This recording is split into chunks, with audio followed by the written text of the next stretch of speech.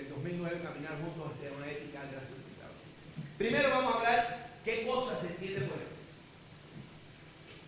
La ética, que viene del griego ética, significa comportamiento, costumbre. Es la ciencia que estudia los principios y pautas de la conducta humana.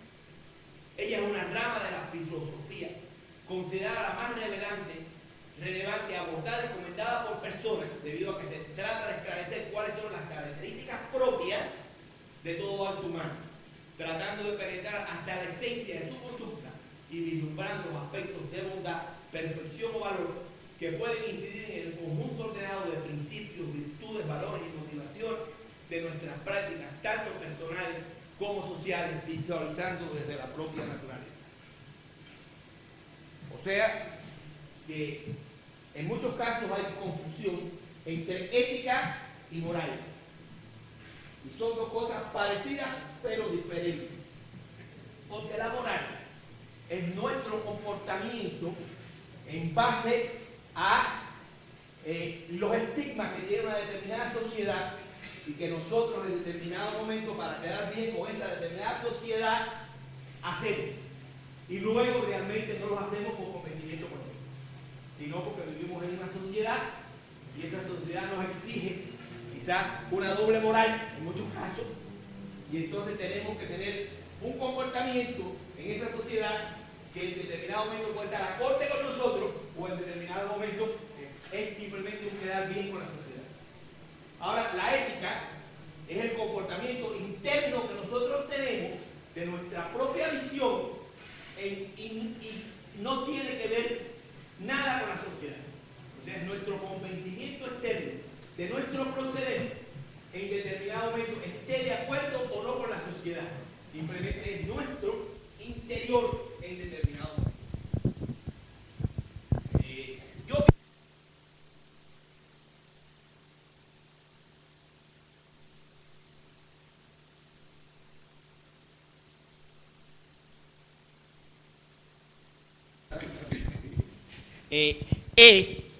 Que el mundo ha perdido un poco la ética o ha perdido un poco la responsabilidad de ante el resto de los seres humanos, ante el comportamiento de la naturaleza.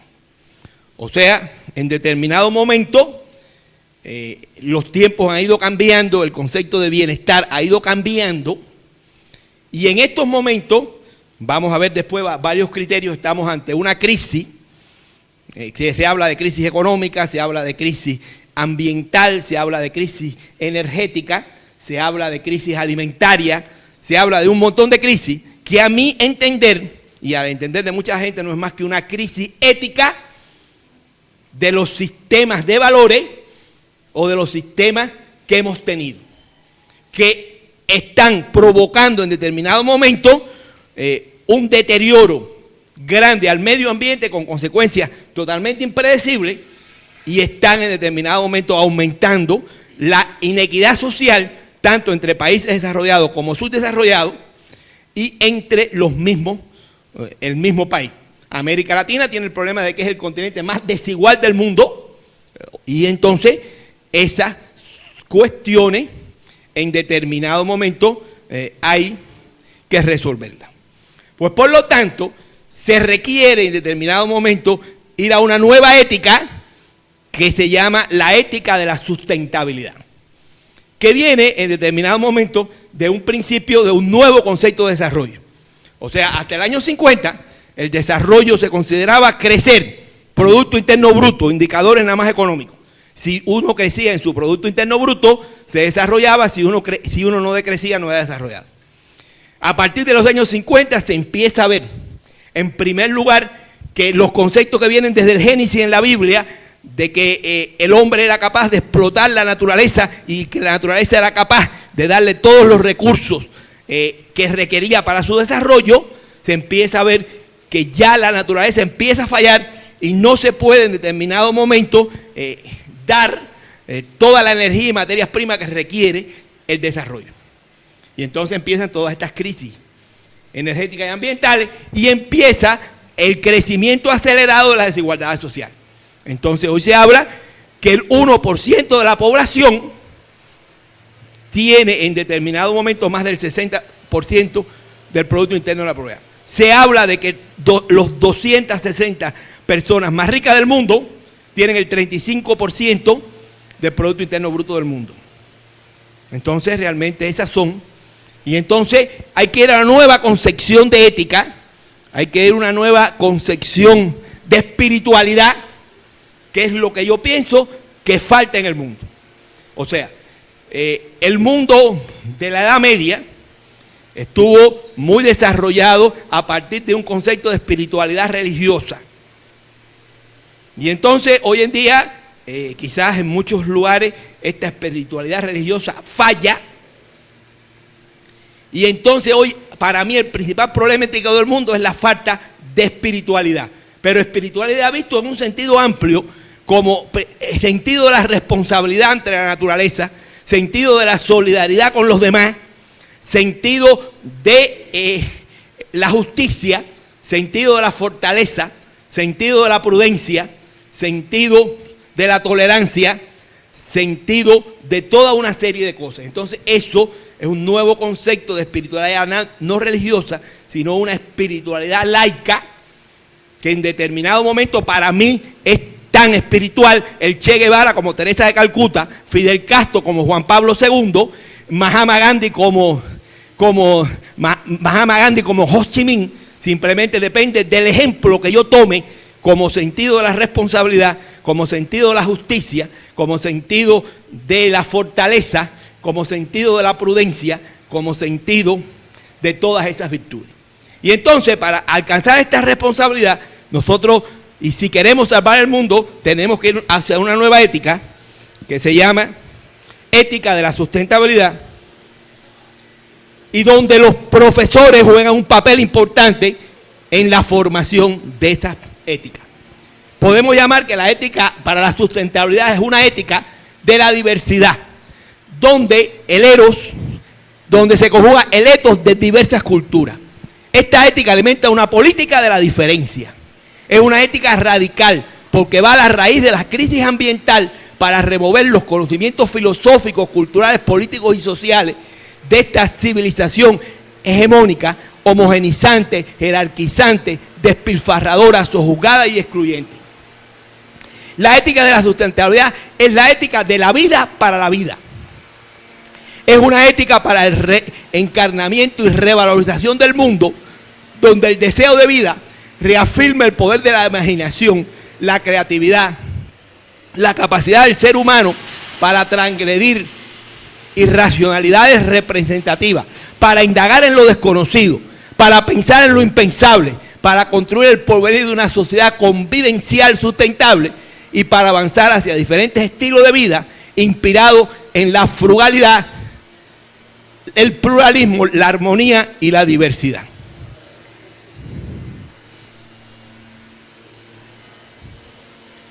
¿Qué características debe tener esta nueva ética?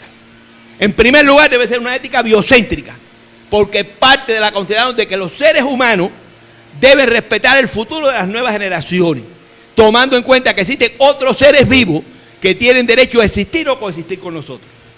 La vida merece respeto y relevancia, con independencia de la valoración humana, y la naturaleza tiene que ser respetada por el derecho propio.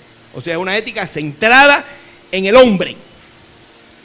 Otra característica que debe tener esa ética es que es una ética holística o integradora, al reconocer la interdependencia entre todos los seres y lugares del planeta, de manera que no puede abordarse los problemas de manera unilateral.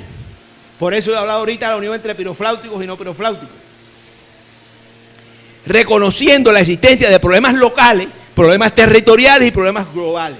El conocimiento ambiental es la apertura a una ciencia interdisciplinaria que establezca un diálogo de saberes tanto científicos como populares mediante respeto a todos los credos y culturas.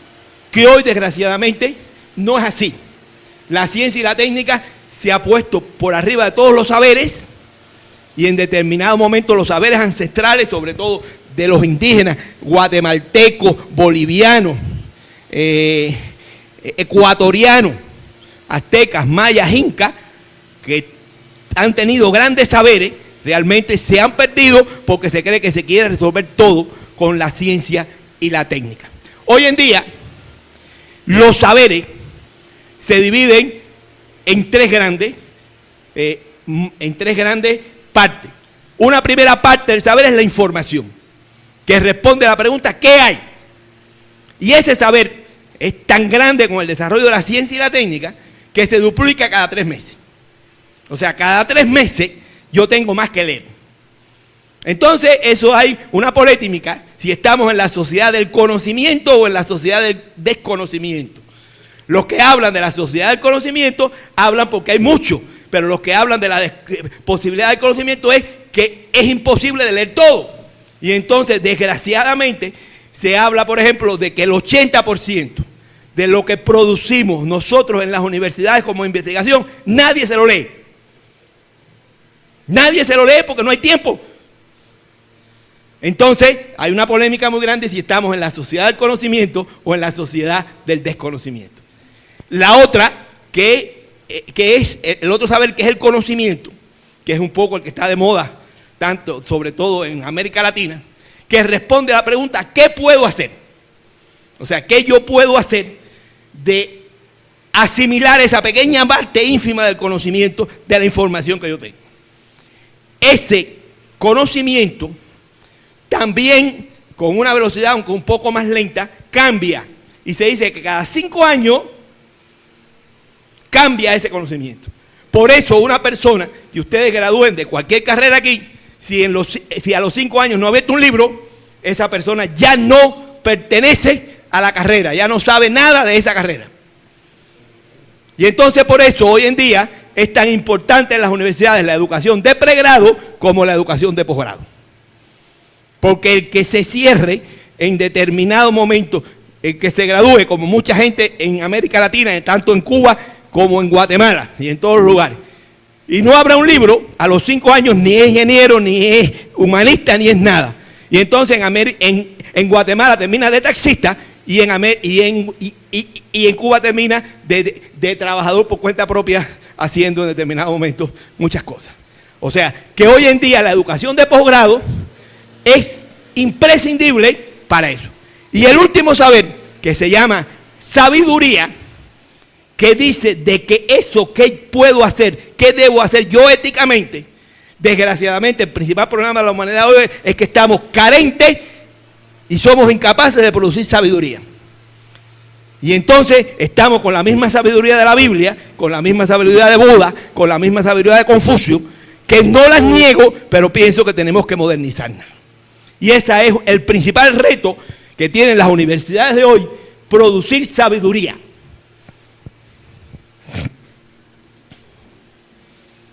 Una ética tanto práctica como teórica, donde la ciencia y la técnica no pueden estar separados de la ética, donde un viraje del paradigma mecanicista hacia el paradigma ecológico, no solo en la ciencia y la técnica, sino en los valores y virtudes individuales y colectivos, así como en los patrones de organización en las relaciones productivas.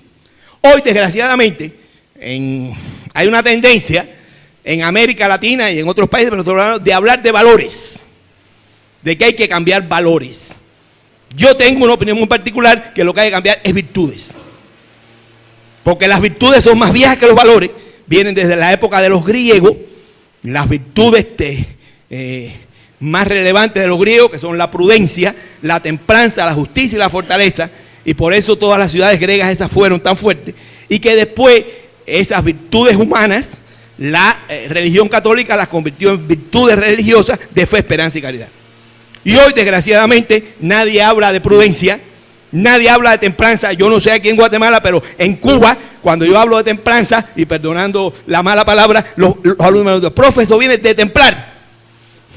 O sea que en determinado momento, desgraciadamente los alumnos, muchos alumnos no saben ni lo que es templanza.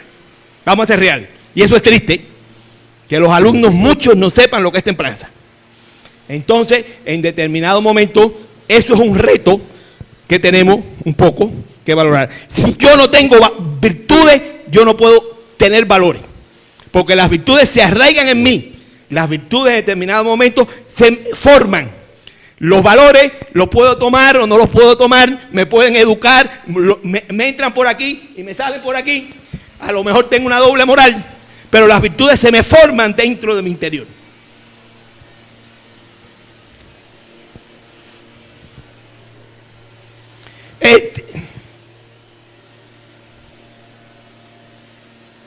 Tiene que ser una ética que debe reconocer los límites de la tecnología. La eficiencia de su razón utilitaria es sustituida por los valores humanos. Además de presentar unas bases teóricas convincentes, debe tener efectos concretos en el actuar del hombre. Una ética de producción de vida. En determinado momento, muchos pedagogos, hay una frase muy importante de un gran pedagogo cubano del siglo XIX, José de Araujo y Caballero, que dice que educar no es más que preparar al hombre para la vida. Y yo estoy conforme, porque uno educa a partir de su concepto de vida. Dependiendo de su definición o de su concepto de vida, es que usted educa. Entonces, nosotros los educadores, lo que tenemos primero que decir, ¿cuál es mi concepto de vida? Y a partir de mi concepto de vida es que yo educo. Y entonces vamos a ver después varios conceptos de vida. En determinado momento, para mí realmente el concepto de vida más importante es el de la Madre Teresa de Calcuta. Ayúdame allí.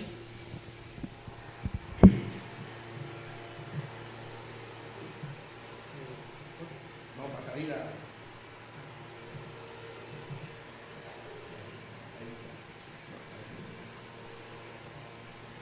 Ustedes perdonen, pero es que yo me voy moviendo.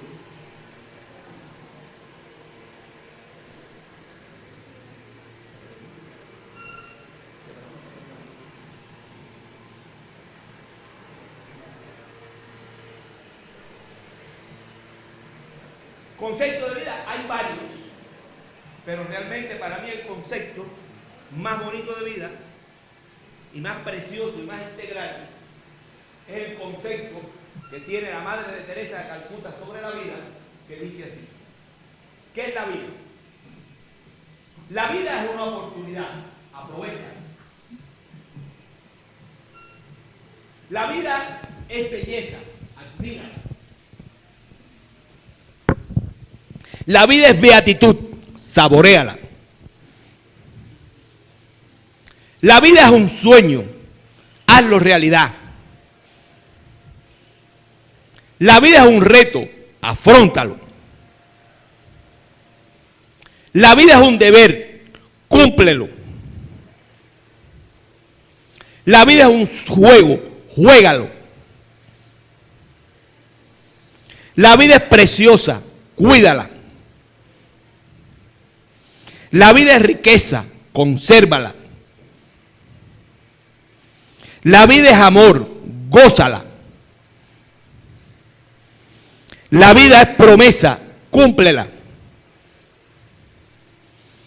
La vida es misterio, devélalo. La vida es tristeza, supérala. La vida es un combate, acéptalo. La vida es un himno, cántalo. La vida es una tragedia, domínala. La vida es una aventura, arróstrala. La vida es felicidad, merécela. La vida es la vida, defiéndala. Yo pienso que ese es uno de los conceptos de vida más rico realmente que hay. Yo tengo otro que se los voy a decir, que es mi concepto, que es que yo pienso que la vida está compuesta de dos grandes momentos: momentos de inspiración y momentos de razón. Uno se inspira cuando se enamora, uno se inspira cuando le tiene amor al trabajo, uno le inspira cuando quiere cambiar el mundo, pero desgraciadamente, si viviéramos inspirados toda la vida, el mundo fuera loco. Y entonces tenemos un poco que razonar. Y empezamos a razonar, pero si toda la vida fuera razón, qué aburrida fuera la vida, ¿verdad? Entonces la vida son momentos de inspiración y razón, momentos de inspiración y razón. Yo acabo de escribir un libro sobre la cantidad de filósofos, poetas y literatos que han escrito sobre estos dos sentimientos. Los más usados le llaman a la inspiración pasión. Estamos hablando de Pitágoras, Sócrates, Aristóteles, Teresa de Calcuta, Mahatma Gandhi, Khalil Gandhi, Sor Juana Inés de la Cruz, Varela. Pero para mí la cúspide de esto es una poesía de Gustavo Adolfo Bécquer que se llama Inspiración y Razón, que dice así: sacudimiento extraño que agita las ideas, como huracán que empuja las olas en tropel, murmullo que en el alma se eleva y va creciendo, como volcán que sordo anuncia que va a arder. Deformes siluetas de seres imposibles, paisajes que aparecen como a través de un tul, colores que fundiéndose remedan en el aire los átomos del iris que nadan en la luz.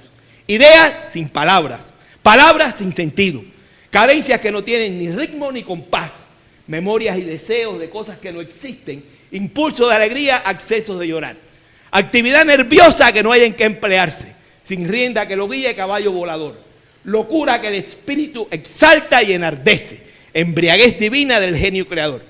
Tal es la inspiración. Y la razón le contesta: gigante voz que el caos ordena en el cerebro y entre las ondas hace la luz aparecer. Brillante rienda de oro que poderosa enfrena de la exaltada mente el volador corcel. Hilo de luz que en hace los pensamientos ata. Sol que las nubes rompe y toca el cenit. Inteligente mano que en un collar de perlas consigue las indóciles palabras reunidas. Armonioso ritmo que con cadencia y número las fugitivas notas encierra en un compás. Cincel que el bloque muerde, la estatua modelando y la belleza plástica añade al ideal. Atmósfera en que giran en orden las ideas, cual átomos que agrupa recóndita atracción. Caudal en cuyas ondas su sed la fiebre apaga, oasis que al espíritu devuelve su vigor.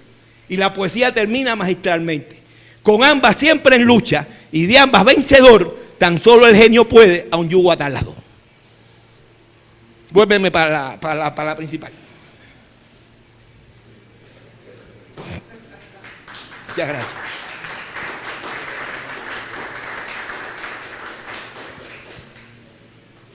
¿Para qué yo estaba? No, para qué yo estaba. El PowerPoint estaba primero.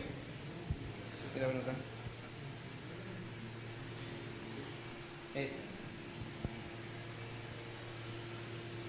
Que tengo el tango, pero perdón.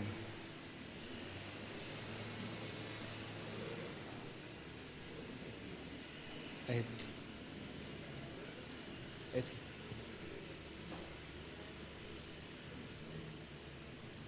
Y no puede abrir.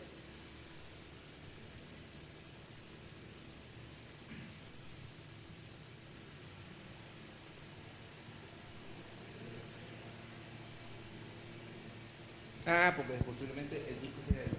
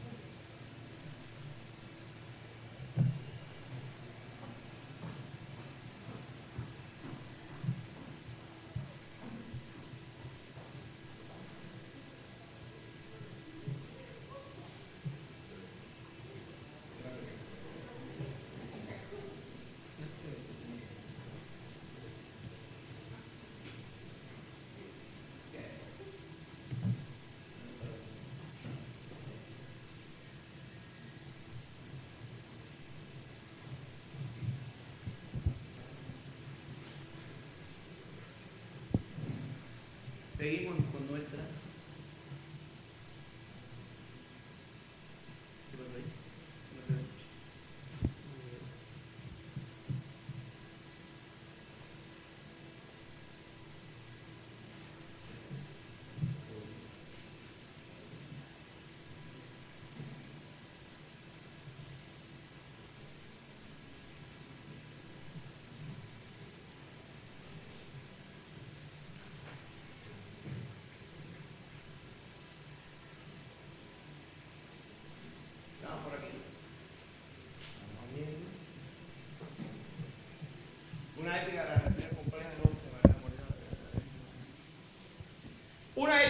que debe reconocer las relaciones del hombre con la naturaleza, esto es importante, son dialécticas, sistémicas y complejas. Lo que implica que las decisiones a tomar son difíciles y deben buscar la manera de armonizar la diversidad con la unidad, el ejercicio de la libertad con el bien común, los objetivos a corto plazo, a largo plazo. Hoy en día vivimos en un mundo